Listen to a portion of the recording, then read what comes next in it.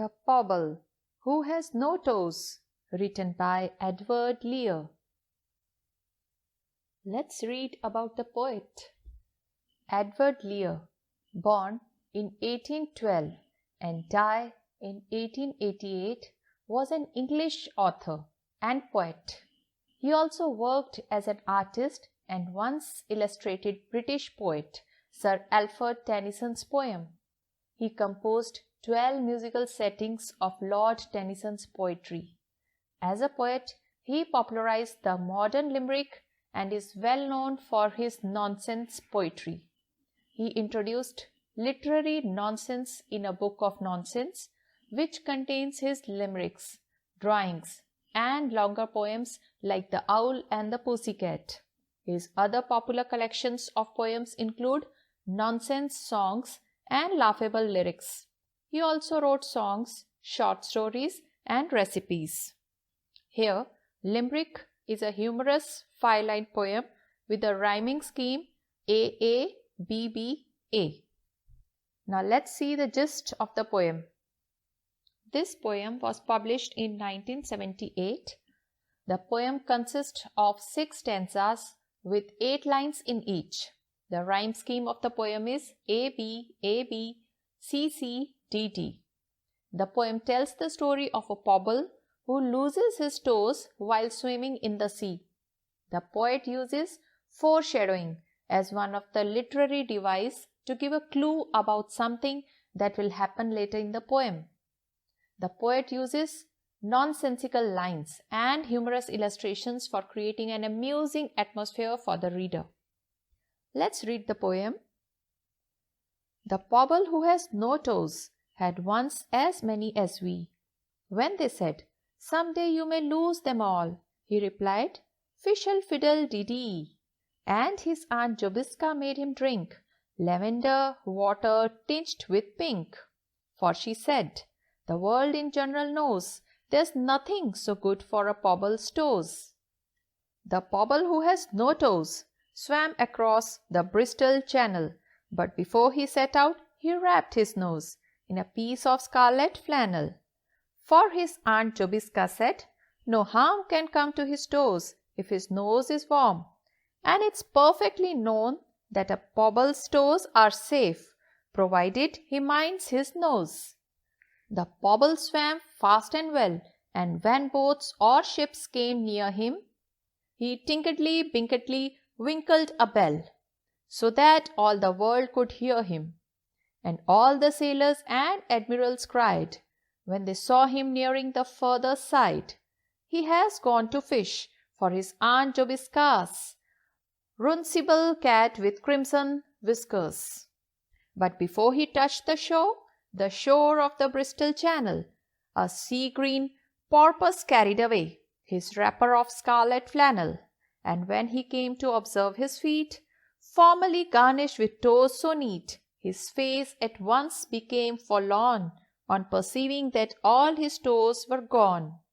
And nobody ever knew, from that dark day to the present, whoso had taken the Pobble's toes in a manner so far from pleasant. Whether the shrimps or crawfish grey, or crafty mermaids stole them away, nobody knew, and nobody knows, how the Pobble was robbed of his 5 toes.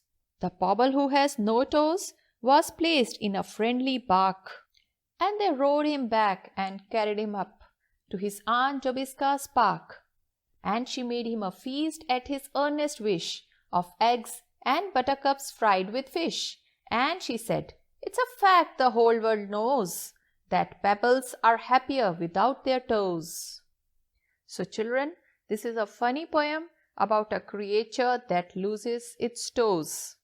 Before going further, let's see the word meanings. Tinged means slightly colored. Bristol Channel means a narrow strip of water between southwest England and the south coast of Wales. Scarlet means bright red.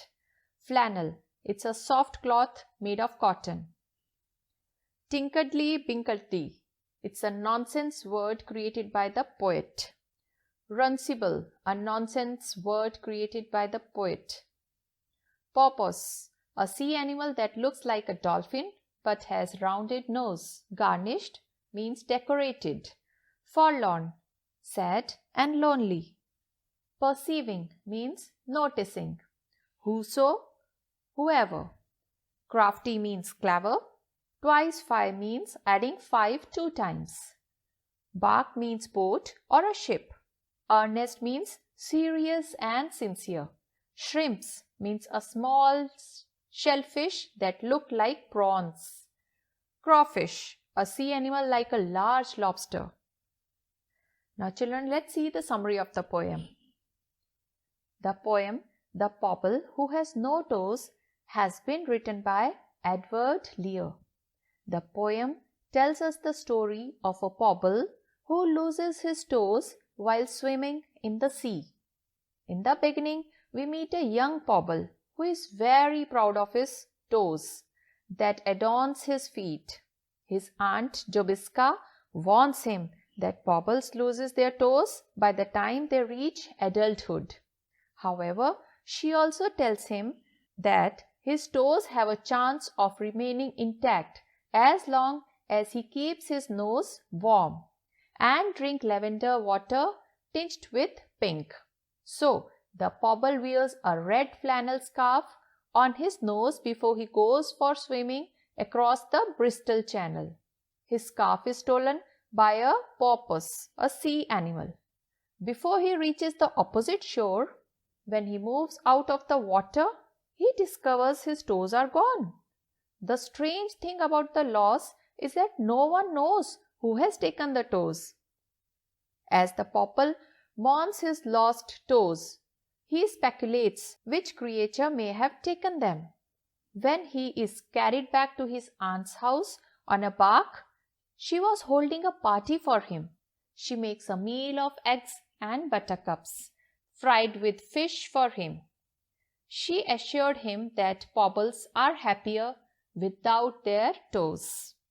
So children, the pobble fails to keep his nose warm and loses his toes. In the beginning, the poet introduces us to a young pobble who is very proud of his toes. His aunt Jobiska warns him that pobbles often lose their toes by the time they mature. She tells him that his toes have a chance of salvation if he keeps his nose warm. The pobble henceforth wears a red flannel scarf on his huge nose. He decided to go for a swim one day. His scarf is stolen by a dolphin before he swims to the opposite shore. And when he gets out of the water, he discovers his toes have vanished. As the pobble mourns his lost toes, he is flabbergasted and contemplates on which creature of the deep may have taken them. A crawfish, a shrimp, a mermaid, he was thinking about it. But Aunt Jobiska assured him that pobbles are happier without their toes.